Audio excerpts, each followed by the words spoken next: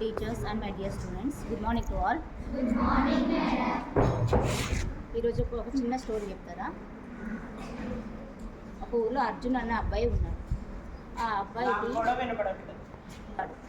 అబ్బాయికి చదువు చాలా బాగా చదువుతాడు, కానీ చదువుతాడో ఆటలాడతాడో అన్నీ మంచిగా ఉంటాడు, కానీ తనకు ఒక చెడు అలవాటు ఉంది. ఏంటిదంటే ఏ టైంలో ఏం చేయాలనేది చేయకపోయాడు. అంటే టైంని వేస్ట్ చేసేటాడు. ఎట్లా ఆటలతోని సెల్ ఫోన్లో ఆడటము, ఏ వర్క్ అయినా సరే చేయొచ్చు కదా అనే బాగా థింకింగ్ అనేది బాగా ఉంటుంది తనకు.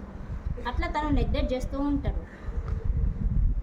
సడన్గా వాళ్ళ స్కూల్లో ఎగ్జామ్స్ జరుగుతాయి. ఆ ఎగ్జామ్స్లో రిజల్ట్ వస్తే తను అనుకున్న కన్నా ప్రతిసారి వచ్చేదానికన్నా చాలా తక్కువ మార్క్స్ వస్తాయి తనకు. ఎందుకు తనకు తక్కువ మార్క్స్ వచ్చినాయో అర్థం కాదు. వాళ్ళ ఫ్రెండ్స్ కూడా తను అవాయిడ్ చేయాలి. అంతకుముందు బాగా చదివేటోడు, మంచి మార్క్స్ వచ్చేటోడు కాబట్టి ఫ్రెండ్స్ అందరూ తనతో ఉండేవాళ్ళు, ఆడుకునేటోడు. ఎప్పుడైతే తనకు తక్కువ మార్క్స్ వచ్చినాయో అప్పుడు తనను అవాయిడ్ చేయడం అనేది వాళ్ళ ఫ్రెండ్స్ చేసేటోడు. మళ్ళీ ఇంట్లో అమ్మ నాన్న కూడా కోపడేవాళ్ళు. వాళ్ళ అమ్మ నాన్న చాలాసార్లు చెప్తారు వాళ్ళకు, టైం వేస్ట్ చేయొద్దు, టైం యొక్క విలువ ఏంటిది అని చెప్పినా కూడా తను పట్టించుకోపోయేది కాదు. లాస్ట్కి తనకు ఏం చేయాలో అర్థం కాక లాస్ట్కి వాళ్ళ తాత దగ్గరికి వెళ్తాడు. తాత నేను బాగా చదువుతా కదా, చదివే వాడిని కూడా నాకు ఎందుకు తక్కువ మార్క్స్ వచ్చినాయి అని అడుగుతాడు. వాళ్ళ తాత ఆయన చెప్పే మాట విని, నువ్వు చదవని తర్వాత సంగతి, కానీ నువ్వు ఏ టైంలో ఏం చేయాలో చేయలేదు. టైం అనేది వేస్ట్, ఆటలతోని వివిధ పనులతోనే నువ్వు చాలా టైం వేస్ట్ చేసావని చెప్తాడు.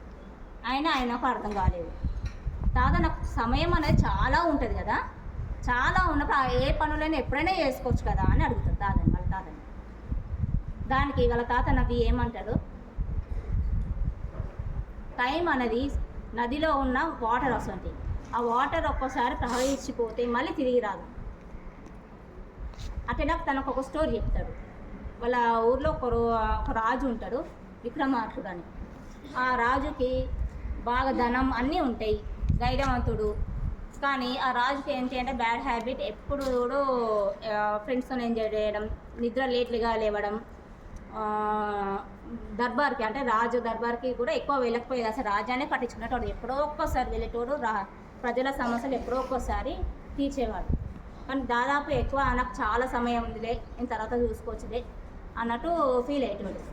అలా కొన్ని రోజులు సమయం గడిచిపోతూ ఉంటుంది. అంతలో ఒక సాధువు వస్తాడు తన దగ్గరికి. రాజు, మీరు చాలా నిధిని వేస్ట్ చేస్తున్నారు, విలువైన నిధిని మీరు చాలా వేస్ట్ చేస్తున్నారంటే ఆ నిధి ఏంటిది నాకు చెప్పండి అని అంటారు. ఆ నిధి అనేది సమయం.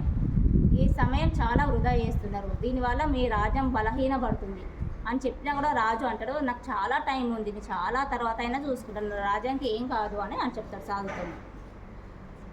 తర్వాత తన రాజు ఏం చేస్తాడు, కొన్ని రోజులు సమయం అట్లనే తను అందరు జూదం ఆడుకుంటా, నా ఫ్రెండ్స్ని ఎంజాయ్ చేసుకుంటా, అసలు రాజ్యాన్ని పట్టించుకోరు. ఆ రాజ్యం అనేది బలహీనపడతారు.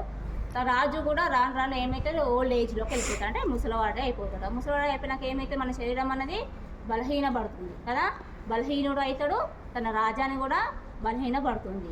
ఎన్ని యుద్ధాలు చేసినా తను గెలవలేకపోతాడు, తన రాజ్యాన్ని గెలుచుకోలేకపోతాడు లాస్ట్ వచ్చేసరికి. ఎందుకు తర్వాత తను ఏం చేయాలనుకున్నా చేయలేకపోతాడు, ఎందుకంటే గడిచిపోయిన టైం మళ్ళీ తిరిగి రాదు కదా.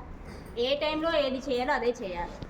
కాబట్టి అర్జున్ ఈ విషయం తెలుసుకుంటారు. తాత మరి ఇప్పుడు నేను టైం సరిగా ఉపయోగించుకుంటే నేను చదువుకోగలనా, నా చదువు మళ్ళీ నాకు వస్తుందంటే వస్తుంది ఖచ్చితంగా. నువ్వు టైం అనేది ఏ మాత్రం వృధా చేయద్దు, ఇదేం చేస్తలే మాప్ చేస్తలే అనేది వాయిదా వేయకుండా కరెక్ట్గా ఏ టైంలో చేయాలో అది చేస్తేనే మీరు ఏదైనా సాధించగలవు అని చెప్తాడు మన తాత. అప్పటి నుంచి అర్జున్ ఏం చేస్తాడు, ఒక టైం టేబుల్ వేసుకున్నాడు. మార్నింగ్ ఎన్ని గంటలకు లేవాలి, ఇప్పుడు తన పర్సనల్ టైం, ఎప్పుడు చదువుకు ఏ టైం కేటాయించాలి, ఆడుకోవడానికి ఏ టైం కేటాయించాలి అనేది ఒక టైం టేబుల్ వేసుకొని ఆ టైం టేబుల్ ప్రకారం తను వెళ్తూ ఉంటాడు. అట్లా తను లాస్ట్కి వచ్చే ఎగ్జామ్స్లో మంచి పాస్ అవుతాడు, మంచి మార్క్స్తో స్కూల్లో ఫస్ట్ ర్యాంక్ వస్తాడు. అట్లా లైఫ్లో తను చాలా పెద్ద బిజినెస్ మ్యాన్ కూడా అవుతాడు లాస్ట్ వరకు.